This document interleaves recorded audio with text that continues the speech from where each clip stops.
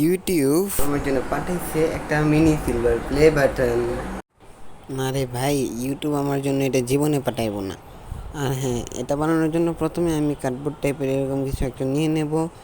আর নিয়ে নেব খাতার যে উপরে যে একটা লেয়ার, সেটা নিয়ে নেব। সেটাকে আমরা উপরে সিলভার প্লে বাটনটার মতন কেটে নেব। কেটে নেওয়ার পর আমরা আরেকটা নিয়ে নেব চকচকে জিনিস, মানে তোমরা চিপসের প্যাকেটও নিতে পারো। আমার হচ্ছে এটা ছিল, চিপসের প্যাকেট ছিল না, তাই এটা নিয়েছি।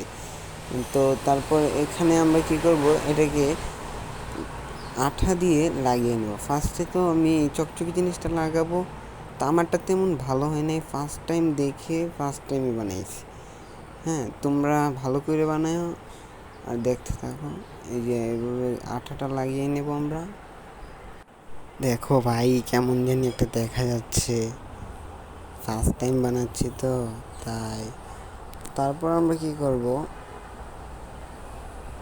এখানে মাঝখানে একটা তিন কোণা আকৃতির একটা, মানে ইউটিউবের যে লোগোটা থাকে সেরকম একটা বসাই দেব।